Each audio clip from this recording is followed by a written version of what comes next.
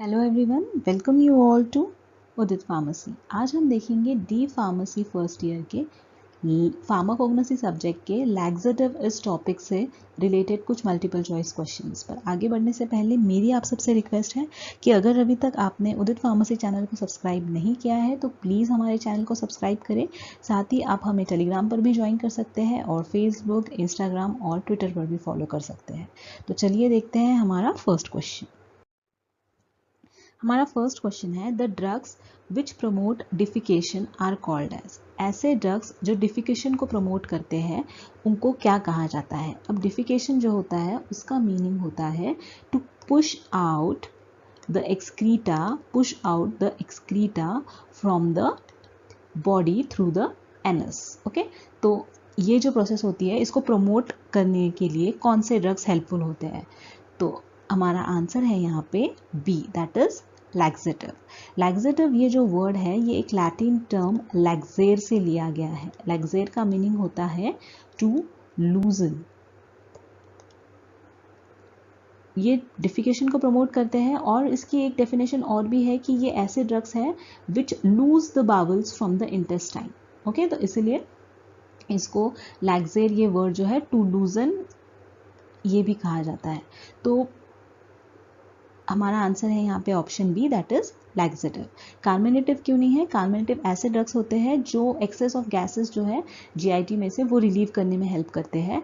एंटीटूसिव जो है वो कफ की ट्रीटमेंट में यूज होते हैं और डायरेटिक जो है वो यूरिन का फ्लो इंक्रीज करने में यूज होते हैं। तो इसलिए हमारा आंसर है option B, that is laxative. Next question is biological source of aloe is. यहाँ पे पूछा गया है कि एलो जो एक लैक्सेटिव है उसका बायोलॉजिकल सोर्स क्या है। अब यहाँ पे आपको एक बात ध्यान रखनी है कि जब भी आप कोई फार्माकोग्नोसी का ड्रग पढ़ रहे हो तो आपको यहाँ पे कुछ 5 से 6 पॉइंट हर एक ड्रग के पढ़ने हैं, जिससे कि क्या होगा कि उससे रिलेटेड, उस ड्रग से रिलेटेड कोई भी एमसीक्यू आ जाए तो वो आपसे बन जाएगा। फॉर एग्जाम्पल जैसे एलो है तो सबसे पहली चीज़ आपको पढ़नी है कि उस ड्रग का सिनोनिम क्या है। ओके, जैसे एलो का सिनोनिम है एलो। ओके, नेक्स्ट है कि आपको ये देखना है कि कौन से पार्ट से, प्लांट के कौन से पार्ट से वो एक्सट्रैक्ट किया गया है। तो ये जो है ये ड्राइड जूस होता है एलो। जूस कहाँ से निकलता है? लीव्स से। Dried juice of leaves of aloe. तो जो लीव्स में से जूस होता है उसको ड्राई किया जाता है और ड्राई करने के बाद हमें मिलता है हमारा एलो ड्रग। देन प्लांट का नाम, या अगर ट्री होगा तो ट्री का नाम। तो ट्री का जो नाम है वो यहाँ पे होगा एलो बार्बाडेंसिस। और यहाँ पे भी आपको याद रखना है कि कोई भी स्पीशीज का नाम लिखते वक्त जो पहला वर्ड होता है वो कैपिटल होता है और जो दूसरा जो वर्ड है वो स्मॉल होता है। तो एलो बार्बाडेंसिस। देन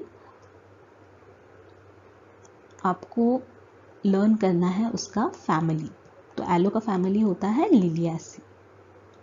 देन आपको पढ़ना है केमिकल कंस्टिट्यूएंट।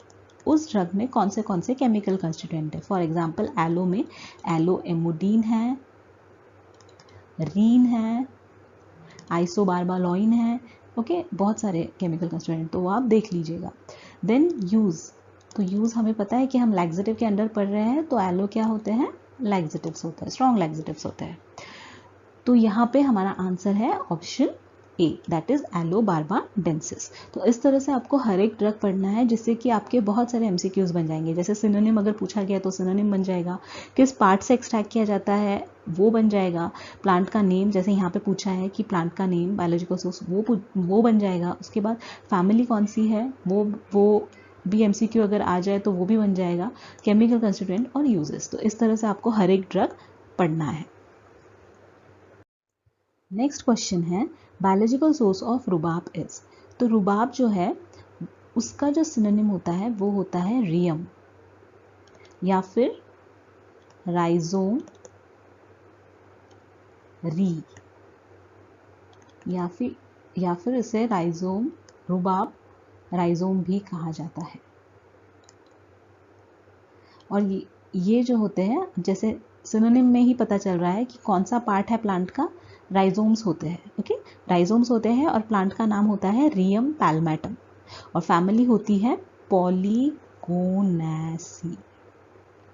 ओके, जो ड्रग की फैमिली होती है वो होती है पॉलीगोनेसी।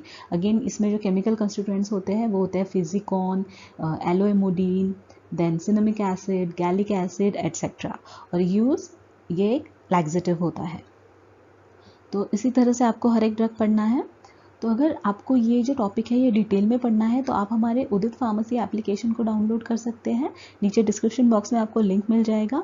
आपको फर्स्ट ईयर के सारे सब्जेक्ट जो है वहाँ पे टॉपिक वाइज डिटेल में कोर्सेज में अवेलेबल है। और इस एप्लीकेशन से रिलेटेड कोई भी क्वेरी है तो आप ये नीचे दिए गए नंबर पे कॉन्टैक्ट कर सकते हैं। Next question is biological source of castor oil is. अब यहाँ पे पूछा है कि कैस्टर ऑयल का बायोलॉजिकल सोर्स क्या है। तो कैस्टर ऑयल का बायोलॉजिकल सोर्स होता है रिसिनस कम्युनस। ओके, तो अगेन यहाँ पे हम जो 5-6 चीज़ें हैं वो देख लेते हैं। कैस्टर ऑयल का जो सिनोनिम होता है वो होता है ऑलियम रिसिनी। ऑलियम रिसिनी ये जो है ये सिनोनिम है कैस्टर ऑयल का। उसके बाद में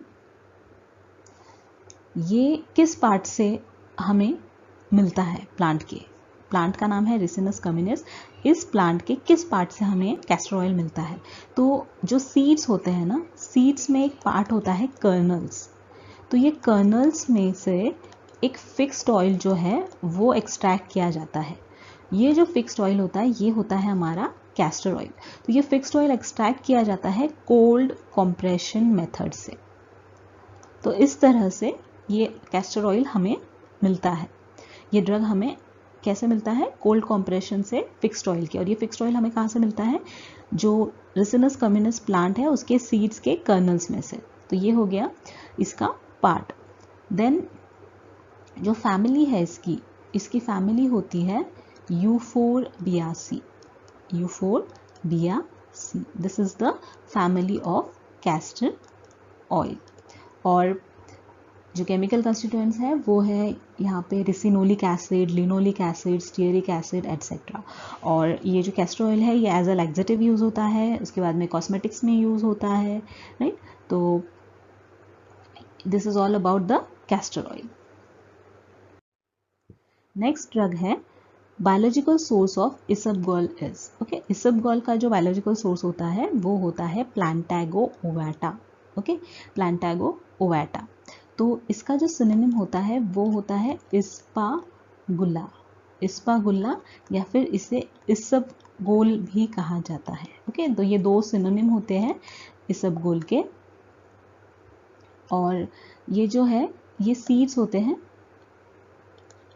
ड्राइड सीड्स होते हैं। ये कौन से प्लांट के, प्लांटागो ओवाटा के। और फैमिली जो होती है इसकी वो होती है प्लांटा जिनासी।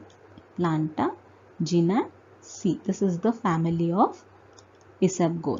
और यहाँ पे जो केमिकल कंस्टिट्यूएंट्स होते हैं वो होते हैं एराबिनोज, जाइलोज, पेंटोसन। ओके, ये सारे इसके केमिकल कंस्टिट्यूएंट होते हैं। और इसके यूजेस होते हैं, लैक्सेटिव होता है, डिमल्सेंट करके यूज़ होता है, इमोलिएंट करके यूज़ होता है, as a stabiliser in ice cream industry इसको यूज़ किया जाता है। ये उसके कुछ यूजेस हैं। तो नेक्स्ट क्वेश्चन देखते हैं, बायोलॉजिकल सोर्स ऑफ सेना। यहाँ पे पूछा है कि सेना का बायोलॉजिकल सोर्स क्या है। तो सेना जो है ये इसका जो सिनोनिम होता है वो होता है इंडियन सेना या फिर तिनवेली सेना। तिनवेली सेना। और ये जो प्लांट से मिलता है वो प्लांट का नाम होता है कैशिया अंगुस्टिफोलिया। ये सेना जो होता है ये होते हैं ड्राइड लीफलेट्स। किस प्लांट के, कैशिया अंगुस्टिफोलिया के। और फैमिली कौन सी होती है इसकी, लेग्यूमिनोसी। लेग्यूमिनोसी फैमिली को बिलोंग करते हैं ये सेना लीव्स। और इनका जो यूज़ होता है वो होता है लैक्सेटिव। और इनके जो केमिकल कंस्टिट्यूएंट्स होते हैं वो होते हैं सेनोसाइड्स,